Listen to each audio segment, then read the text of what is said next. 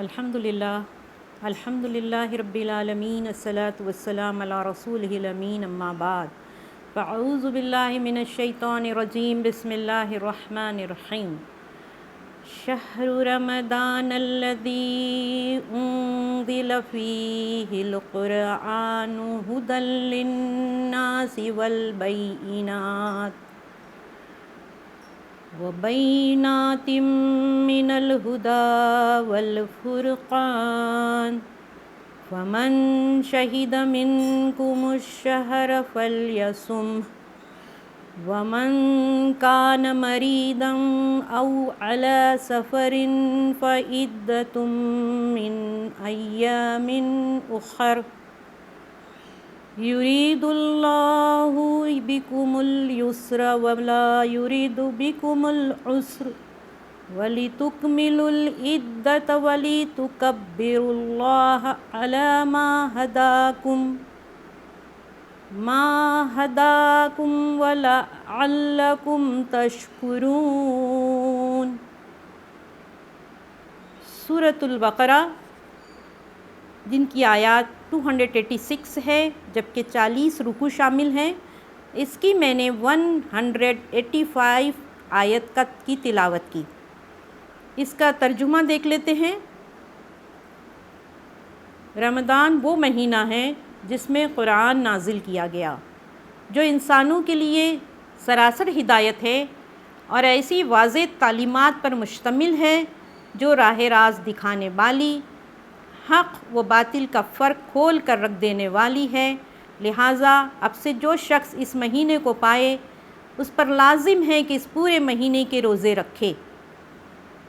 اور جو کوئی مریض ہو یا سفر پہ ہو تو وہ دوسرے دنوں میں روزوں کی تعداد پوری کرے۔ اللہ تمہارے ساتھ نرمی کرنا چاہتا ہے، سختی کرنا نہیں چاہتا، اس لیے یہ طریقہ تمہیں بتایا جا رہا ہے تاکہ تم روزوں کی تعداد پوری کر سکو، اور جس ہدایت سے اللہ نے تمہیں سرفراز کیا ہے یعنی قرآن، اس پر اللہ کی کبریائی کا اظہار اور اعتراف کرو اور شکر گزار بنو۔ اس آیت میں سب سے زیادہ توجہ والی جو آیت ہے وہ ہے شہر رمضان الذی انزل فیہ القرآن ھدی للناس۔ یہاں پر یہ بات اللہ تعالیٰ نے واضح کی ہے کہ رمضان وہ مہینہ ہے جس میں کہ قرآن نازل کیا گیا، یعنی قرآن کا نزول رمضان میں کیا گیا۔ اِنَّا أَنزَلْنَاهُ فِي لَيْلَةِ الْقَدْرِ، لیلۃ القدر جو کہ رمضان کی ایک بہت ہی مبارک 1000 مہینے سے بہتر رات ہے، شب قدر جسے ہم سب جانتے ہیں، ہماری زندگیوں میں آتی ہے، اس میں عبادت کا اہتمام کیا جاتا ہے، اس کے لیے بہت ساری جو ہے اللہ اور رسول اکرم صلی اللہ علیہ وسلم کی احکامات اور تعلیمات اور انعامات دیے گئے ہیں۔ تو یہ وہ رات ہے جس میں قرآن نازل کیا، وہ رات رمضان میں آتی ہے، رمضان میں جو ہے شامل ہے، اور اس رات میں انزل فیہ القرآن، قرآن نازل کیا گیا جو کہ ہدایت ہے انسانوں کے لیے، تمام انسانیت کے لیے اس میں ہدایت ہے۔ تمام انسانیت کو اللہ تعالیٰ نے جو اپنا نظام حیات دیا، جو اپنا ہدایت نامہ دیا، جو دستور عمل دیا کہ انسان دنیا میں زندگی گزارتے ہوئے اسی کے مطابق اپنی زندگی گزارے، اس طریقے کے مطابق گزارے، وہ قرآن ہے جو کہ حق اور باطل میں فرق کرنے والا ہے۔ فرقان کہتے ہیں، یہاں کہا گیا کہ وہ فرقان ہے، بینات ہے، ہدایت کی ایک نشانی ہے، ہدایت کی ایک روشن آیت ہے، ایک روشن گائیڈنس ہے۔ تو وہ جو ہے حق اور باطل میں یعنی سچائی اور برائی کیا ہے اس کا فرق ہمارے سامنے کر دیتی ہے۔ صحابہ کرام اکثر یہ بات کہتے تھے کہ لاؤ قرآن میرے سامنے لاؤ، میں دیکھنا چاہتا ہوں اس کے آئینے میں کہ میں کن لوگوں میں شامل ہوں، گمراہ لوگوں میں شامل ہوں یا ان لوگوں میں جو اللہ کی ہدایت پہ عمل کرتے ہیں، جو اہل ایمان ہیں۔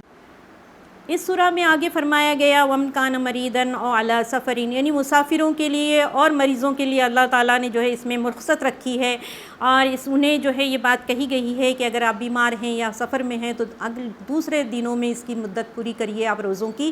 لیکن یہاں آپ قضا کر سکتے ہیں، یہاں آپ کے لیے رخصت ہے۔ تو آگے فرمایا یرید اللہ بکم اليسر ولا یرید بکم العسر، یعنی یہ جو قرآن تمہیں دیا گیا، یہ ہدایت نامہ تمہیں دیا گیا ہے، یہ تمہارے فطرت کے بالکل عین مطابق مطابق ہے اور اس میں کوئی تنگی نہیں اللہ نے رکھی، یعنی دین اسلام بہت آسان دین ہے جس کو کہ تم اپنی زندگی کا نظام حیات بنا سکتے ہو، اپنی زندگی کا طریقہ بنا سکتے ہو، اس کے مطابق ہی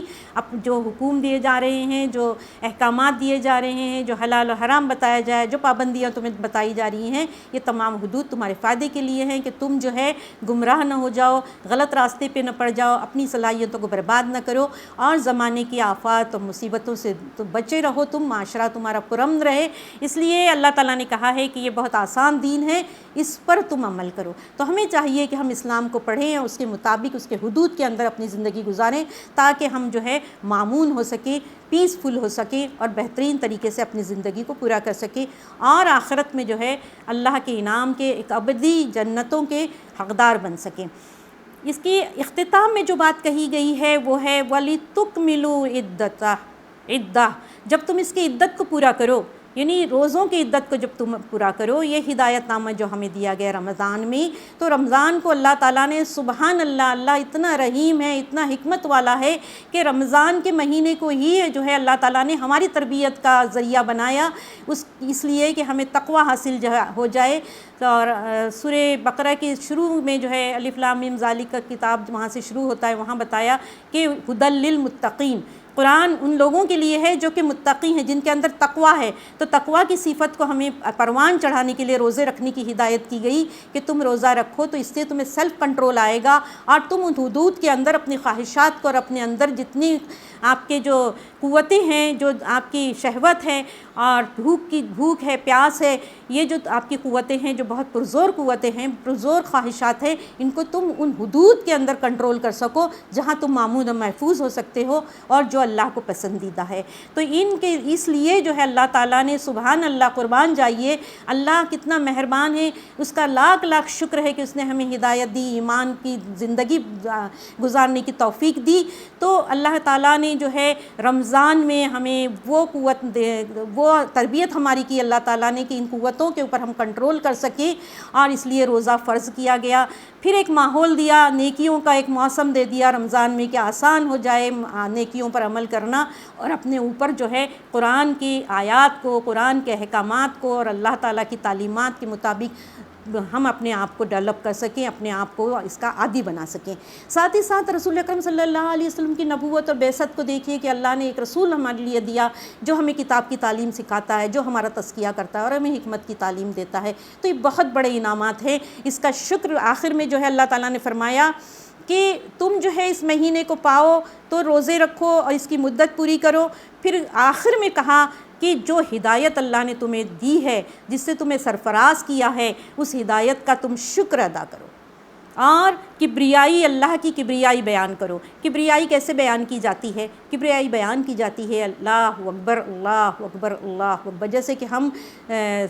مفسرین نے لکھا ہے کہ جو ہم عید میں، نماز عید میں جو تکبیرات پڑھتے ہیں وہ جو ہے یہی ہے کہ اللہ کی کبریائی ہم بیان کرتے ہیں۔ رسول اکرم صلی اللہ علیہ وسلم نے اس اللہ کے حکم پر عمل کرنے کے لیے تکبیرات کا جو سلسلہ ہمیں دیا گیا ہے کہ ہم جو ہے سورہ عید الفطر میں بھی اور عید الاضحیٰ میں بھی ہم جو ہے تکبیرات پڑھتے ہیں۔ تکبیرات کیا ہیں؟ اللہ اکبر، اللہ اکبر، اللہ اکبر، لا الہ الا اللہ، واللہ اکبر، اللہ اکبر، للہ الحمد، کہ تعریف ہے اللہ کی، کبریائی اللہ کی۔ تو یہ رمضان کا عید جو آتی ہے، عید الفطر آتی ہے، یہ بہت بڑا انعام ہے۔ اس میں ہم اللہ کی کبریائی بیان کرتے ہیں، اس میں ہم شکر گزاری بھی کرتے ہیں اللہ کی، ہم اللہ کا شکر ادا کرتے ہیں اس نعمت کے اوپر جو کہ اس نے ہمیں عطا کیا ہے۔ تو رمضان کی عید جو ہے یہ بہت بڑا انعام ہے۔ اور دیکھیے اس عید میں جو ہے اس کی جو آداب ہیں اس عید کے، تو اس میں جو ہے ہم لوگ صبح اٹھتے ہیں، غسل کرتے ہیں، اس سے پہلے ہم زکوٰۃ فطرہ ادا کرتے ہیں اور یہ ان روزوں کا فدیہ ہے، ان روزوں کا کفارہ ہے جو کہ ہم سے غیر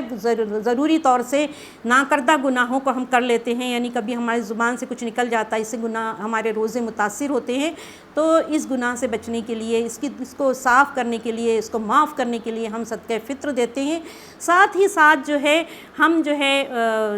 عیدگاہ جاتے ہیں، عیدگاہ جانے کا حکم ہے۔ ایک بہت ہی اہم نقطہ یہ ہے، رسول اکرم صلی اللہ علیہ وسلم نے اہل ایمان خواتین سے، صحابیات سے خاص طور سے یہ تلقین کی کہ آپ لوگ جو ہے عیدگاہ ضرور جائیں اور نماز میں شامل ہو، خطبے میں شامل ہو مسلمانوں کے، اور مسلمانوں کی دعاؤں میں شامل ہو۔ تو ہماری جو بہنیں جہاں بھی یہاں ہیں اور وہاں پر اگر نماز کا اہتمام ہے عیدگاہ میں یا ان جگہوں پر جہاں کہ نماز عید ہوتی ہے، ضرور اس میں شامل ہوا کریں۔ اور میری درخواست ہے ان تمام مساجد کے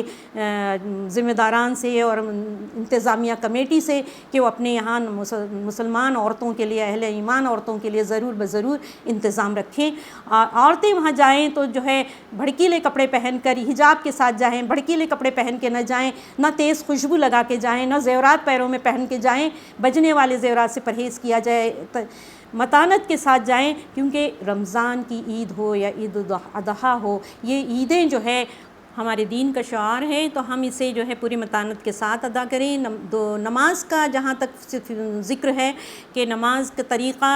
عید الفطر کی نماز کا طریقہ جو ہے وہ کتابوں میں لکھا ہوا ہے فقہ کی، اس میں سے ہم دیکھ سکتے ہیں، بہنیں دیکھ سکتی ہیں۔ سب سے آسان طریقہ یہ ہے کہ آپ گوگل پہ سرچ کیجئے، وہاں پر طریقہ عید الفطر، نماز عید الفطر آپ لکھ دیجئے، وہاں پر سرچ کریے تو آپ کو پورا طریقہ مل جائے گا۔ تو اس طریقے سے آپ پورے خشوع و خضوع کے ساتھ نماز پڑھیے۔ پھر جو ہے حکم یہ ہے کہ عید الفطر کے لیے آپ جب جائیں نماز پڑھنے کے لیے تو اس سے پہلے افطار کر کے جائیں، یعنی کچھ کھجوریں کھا لیا کریں،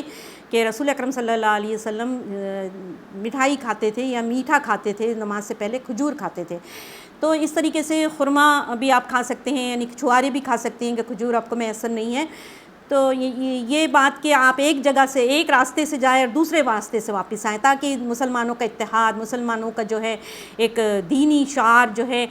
وہ نظر آ سکے، لوگوں کو ایک شان نظر آ سکے۔ اس کے ساتھ ہی ساتھ جو ہے ہمیں چاہیے کہ ہم جو ہے اس عید کو پوری متانت کے ساتھ اور پوری جو ہے محبتوں اور خوشیوں کے ساتھ منائیں۔ یہ خوشیوں کا ایک سمبل ہے عید، جو لوٹ لوٹ کے آتی ہے، اور ایک انقلابی دن ہے ہمارے لیے کہ ہم رمضان میں اللہ کی قرآن پر، اللہ کے احکامات پر عمل کرتے ہیں اور ایک باعمل انسان بن کے نکلتے ہیں رمضان کی تربیتی کورس سے۔ تو اس کی وجہ سے جو ہے ایک پورا مہینہ ہم عبادت کرتے ہیں، اللہ کے سامنے کھڑے ہوتے ہیں، اللہ سے جو کی معرفت حاصل کرتے ہیں، پھر آخری عشرے میں جو ہے اللہ کے اعتکاف کرتے ہیں۔ تو اس طریقے سے جو ہے یہ جو ہمارے اوپر ایک تقوی کا کیفیت ہوتی ہے، اس کو ہم کو برقرار رکھنا ہے اس دن میں، اس دن بھی، رمضان عید کے دن بھی رمضان کی جو کیفیت ہے اس کو باقی رکھنا ہے۔ اور یہ دن بہت ہی خوشیوں کا دن ہے، خوشیوں کا اہتمام کرنا چاہیے، مسرت کا اہتمام کرنا چاہیے، ایک دوسرے سے معانقہ کریں، ایک دوسرے سے مصافحہ کریں، یعنی مرد مردوں سے کریں، عورتیں عورتوں سے کریں، اختلاط نہ ہو، جہاں پر مکسنگ نہ ہو۔ اور پھر دیکھیے ایک بہت ہی درد کی بات یہ ہے جو میں آپ کے ساتھ شیئر کرنا چاہوں گی کہ ہمارے وہ طبقات جو کمزور ہیں، جن کی تعلیم و تربیت نہیں ہو پاتی ہے، وہ لوگ جو ہے آج کے دن کو ایک عجیب سا دن بنا لیتے ہیں، میلے ٹھیلے لگا لیتے ہیں، اور جو ہے اس میں مرد اور عورتیں، نوجوان لڑکے لڑکیاں مل کر جو ہے ہنسی مذاق ہوتا ہے، کھیل ٹھٹا ہوتا ہے۔ اس سے ایک بہت غلط پیغام جاتا ہے معاشرے کے اندر، اور اسے جو ہے کھانے پینے کا ایک موقع سمجھ لیا جاتا ہے۔ کوئی کانسیپٹ نہیں ہوتا کہ یہ کبریائی بیان کرنے کا اللہ کے دن ہے، یہ اللہ کی شکر گزاری کا دن ہے، اور یہ اللہ کا ایک انعام ہے جس کو کہ ہمیں پورے شعور کے ساتھ گزارنا چاہیے۔ تو یہ لوگ جو ہیں اس طریقے سے یہ دن مناتے ہیں، جن لوگوں کو عقل نہیں ہے، جن لوگوں کو شعور نہیں، جن کی دینی تربیت نہیں ہو پائی ہے، یہ وہ لوگ جو ہے یہاں پر عید کے دن جو ہے بہت زیادہ لائٹنگ کرتے ہیں، جیسے کہ کرسمس میں کی جاتی ہے، جیسے دیوالی میں کی جاتی ہے، اس طریقے سے اس دن بھی لائٹنگ کی جاتی ہے، آتش بازی کی جاتی ہے، پٹاخے پھوڑے جاتے ہیں۔ یہ سب باتیں جو ہے اسلام کے مزاج سے بالکل میل نہیں کھاتی اور اللہ کو ناپسندیدہ ہے یہ سارے کام۔ تو ان کو کیسے روکا جائے؟ ہم لوگ تو عادی ہو چکے ہیں انٹلیکچوئل گروپ میں بیٹھ کے ہم جو دین کی بات کرتے ہیں، درس قرآن کرتے ہیں، درس حدیث کرتے ہیں، گو کہ یہ بھی ہماری ضرورت ہے، لیکن ان لوگوں کے اوپر خاص توجہ دینے کی ضرورت ہے، کیونکہ عید کا دن وہ دن ہے جب پوری دنیا کی نظر مسلمانوں کی طرف ہوتی ہے، ان کے تہوار کی طرف ہوتی ہے، ان کی عید کی طرف ہوتی ہے کہ دیکھیں یہ کیسے مناتے ہیں۔ تو یہ ایک بہت بڑی دعوت بھی ہے، یہ دعوت کا مقام بھی ہے اور دعوت کا ذریعہ بھی ہے۔ اللہ سے دعا ہے کہ وہ ہمیں جو ہے اس کا قابل بنائیں کہ ہم دین کی سرفرازی کے لیے اپنی عمل کر سکیں اور اپنے اوقات گزار سکیں۔ عزیز سامعات اور سامعین، میں جو ہے اپنی طرف سے بھی اور ہدایت پروڈکشن کی طرف سے بھی آپ سب کو عید کی مبارکباد پیش کرتی ہوں، پیشگی مبارکباد پیش کرتی ہوں۔ اللہ اس عید کو اسلام کی سربلندی کا ذریعہ بنائے اور ہمیں اپنی تمام تر قوتوں اور صلاحیتوں کے ساتھ اس انقلاب کو سربلند کرنے اور اللہ کی زمین پر اللہ کا نام کا بول بالا کرنے کے لیے قبول کرے۔ وآخر دعوانا الحمدللہ رب العالمین۔